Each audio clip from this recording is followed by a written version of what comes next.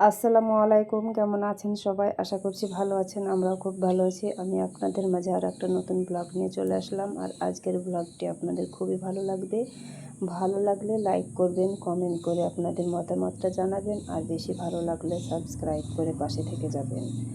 আর তারপরে আমি তার আগেই ঘুম থেকে উঠে আমি ছাদে গিয়েছি। আর ছাদের যে শান্তশিষ্ট আবহাওয়াটা ছাদের আশেপাশে, সেটাই আপনাদের একটু শেয়ার করলাম। আর মাঠের দৃশ্যটাও আমি শেয়ার করলাম। আর ঘুম থেকে ওঠার পর শান্তশিষ্ট পরিবেশটা আমার খুবই ভালো লাগে আশেপাশের। আর তারপরে চলে আসলাম শালিক পাখির জন্য খাবার নিয়ে। আর আজকের শালিক পাখিদের সকালের নাস্তা ছিল বাসি রুটি। আর বাসি রুটিটাও আমি ভেঙে দিলাম। আর এই যে দেখুন, দুজনে ঝগড়া করছে কিভাবে।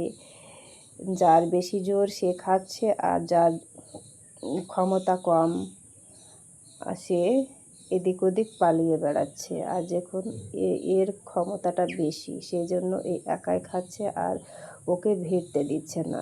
ঠিক মানুষের মতো, মানুষে যেমন জোর যার মুলুক তার, যার বেশি ক্ষমতা সে রাজত্ব করে, আর যার ক্ষমতা কম সে পারে না। ঠিক শালিক পাখিরাও দেখিয়ে দিচ্ছে।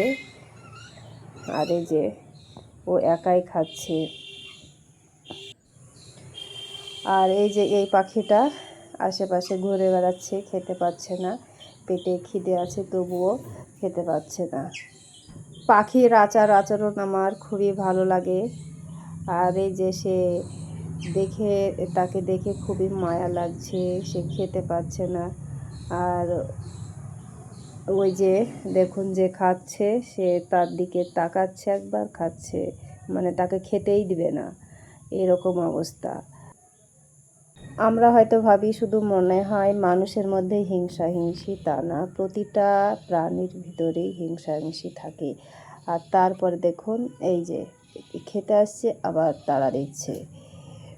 আর এই পাখির আচরণ আপনাদের কেমন লেগেছে অবশ্যই কমেন্ট করে জানাবেন। আর আমি তো পাখির এই আচরণ দেখে আমি একাই খুবই হাসি পাচ্ছিল আমার। আর এই যে ওই পাখিটা চলে গেল জল খেতে, আর তারপরে এসে খেয়ে নিচ্ছে, দেখুন।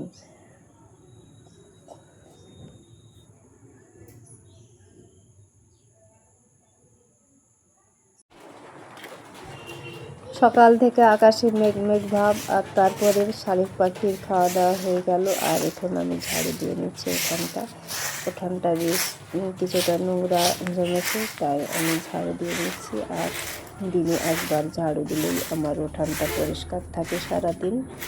আর আমার উঠানে তো বড় গাছপালাও নেই, আবার গরু ছাগল মুরগি কিছুই নেই, একমাত্র শালিক পাখি ছাড়া। আর এই যে আমি এখন ঝাড়ু দিয়ে নিচ্ছি।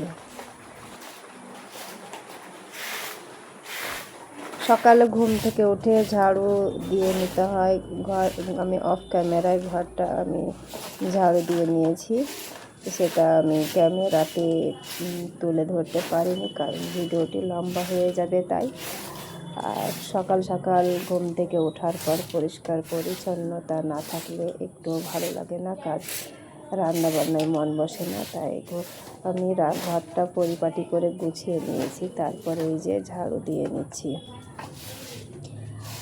আর ঝাড়ু দিয়ে নেওয়ার পর আমি চলে যাব থালা বাসনগুলো ক্লিন করে নেব।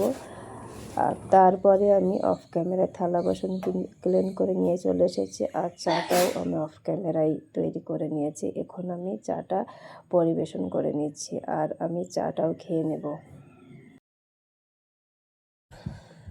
আর দেখুন আমি লাল চা তৈরি করে নিয়েছি, আদা চা। আর আমার তো দুধ চা শ্যুট করে না একদম। সকাল সকাল দুধ চা খেলে শরীর খারাপ করে, তাই দুধ চা আমি এড়িয়ে চলি। আর তারপরে এই যে চা বিস্কুট খাওয়ার পর আমি এখানে মূলা কেটে নিচ্ছি। মূলা আর মূলা শাক একসঙ্গে ভাজা করে নেব। আর আজকে দুপুরের মেনুতে থাকবে মূলা দিয়ে শাক ভাজা আর গরুর মাংস রান্না আর ভাত। আর তারপরে আমি ভাতটাও বসিয়ে দিয়েছি। আর এই যে দেখুন ভাতটা করছে, আর এখন মূলাটা ভাজা করে নেব। আর তেল দিয়েছি সরিষার তেল। আমরা প্রতিনিয়ত সরিষার তেল দিয়ে রান্না বান্না করি, আর সরিষার তেল দিয়ে রান্না খেতে খুবই ভালো লাগে। আর যে পেঁয়াজ আর কাঁচামরিচ কেটে দিয়েছি, এখন ভেজে নিলাম। তারপরে দিয়ে দিলাম মূলা। প্রথমেই মূলাগুলো সিদ্ধ করে নেব, তারপরে আমি শাকগুলো দেবো। আর তা না হলে শাকটা আগে সিদ্ধ হয়ে ভাজা হয়ে যাবে, মূলাটা কাঁচা থাকবে, তখন খেতে ভালো লাগবে না। আর এই যে দেখুন মূলাটা সিদ্ধ হয়েছে। আর এখন আমি কেটে রাখা শাকটা আমি দিয়ে দিচ্ছি।